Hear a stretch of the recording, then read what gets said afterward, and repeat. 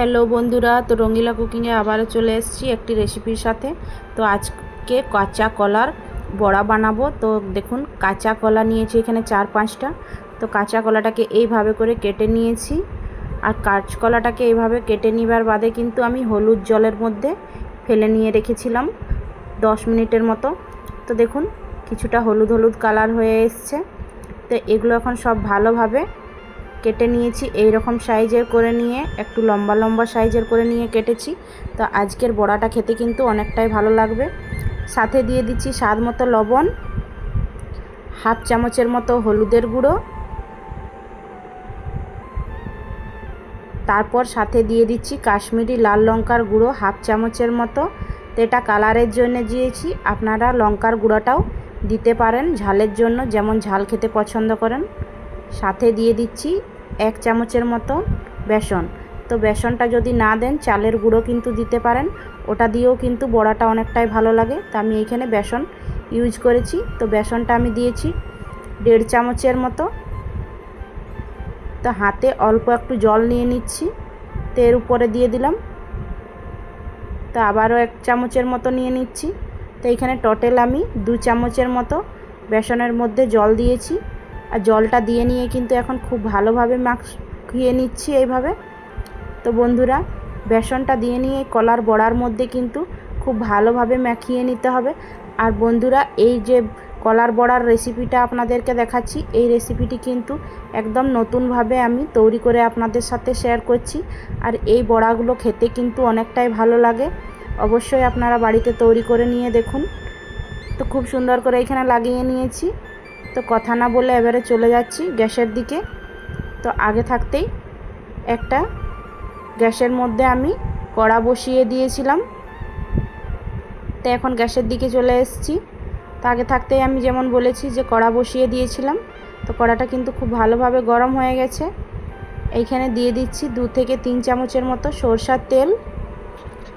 তো সরষার তেলটাকে এখন খুব ভালোভাবে গরম করে নেব। তো দেখুন বন্ধুরা, তেলটা কিন্তু খুব ভালোভাবে গরম হয়ে গেছে।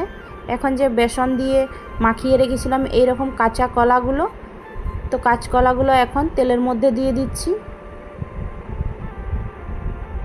তো বন্ধুরা, আজকে কাঁচা কলার বড়ার রেসিপিগুলো বন্ধুরা আপনাদের কাছে কতটা ভালো লাগছে অবশ্যই বাড়িতে একবার এইরকমভাবে ট্রাই করে নিয়ে দেখুন।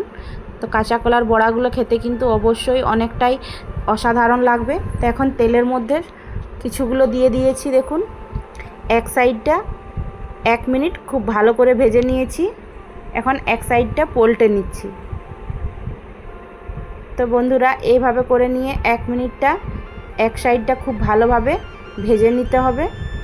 তো এক সাইডটা আমি এখন ভেজে নিয়ে এখন পলটে নিচ্ছি। দেখুন এইভাবে করে। তো আবারও কিন্তু অন্য সাইডটাও আমি 1 মিনিট আবারও সেম ওই প্রসেসেই কিন্তু এখন ভেজে নেব, বেশি নাড়াচাড়া করব না। তো এই কাঁচকলার বড়াগুলো খেতে কিন্তু অনেকটা মুচমুচে হয় আর খেতেও অনেকটা ভালো লাগে গরম গরম ভাতের সাথে, কিংবা বিকেল টাইমে যদি আপনারা এই রকম বড়াগুলো তৈরি করে নিয়ে খান, এটাও কিন্তু খেতে অনেকটাই ভালো লাগে। তো আবারও কিন্তু এক সাইডটা আমি খুব ভালোভাবে পলটে নিচ্ছি। তো দেখুন, এইখানে কিন্তু আরেক সাইডটাও অনেক সুন্দরভাবে এখন ভাজাটা হয়েছে।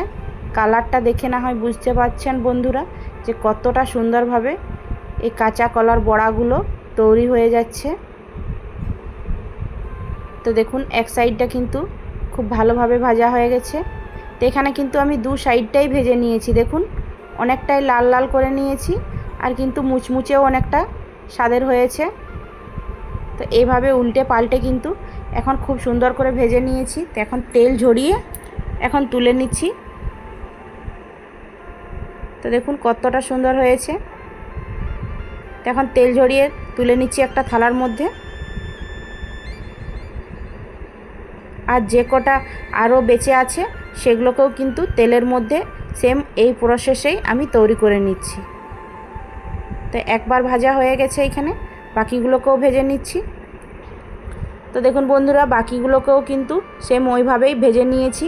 আর দেখতে কতটা লোভনীয় লাগছে, চলুন চাইলে সার্ভ করে নিয়ে দেখাচ্ছি এখানে।